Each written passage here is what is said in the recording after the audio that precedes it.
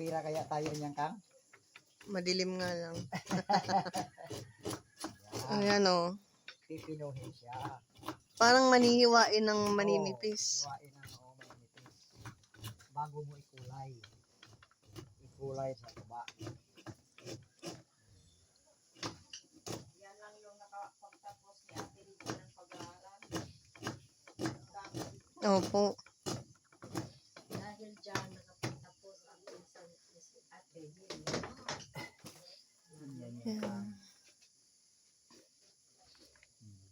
Pipinuhin niya. Kita ko sa iyo. Ay, kita mo ganyan. Hawakan mo. Yan. Ay, grabe ka, Pino. Sobrang Pino. Yan ang pagkulay. Yan yung pangkulay niya. Pipinuhin pa pala ng ano. Oo, ikukulay sa tuba. Para mabinta.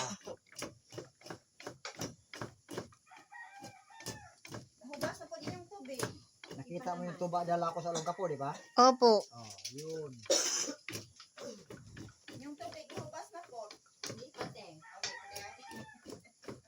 Mahaw ba may pagpunta na? Apoy. Ano yung isla na pinuntahan niyo?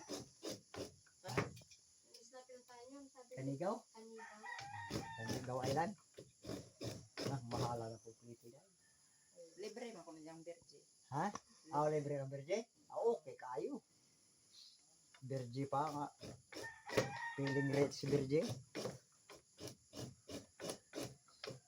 Si Arnold mo budway kwarta, si birje na ako.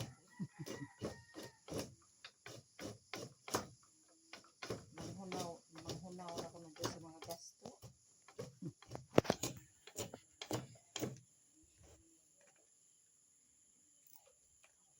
Mata.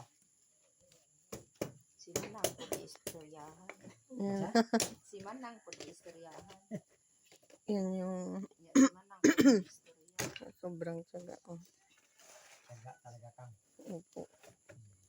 Yan pala yung pag-process sa ano, paggawa ng tuba. pesos lang igkas, di ba?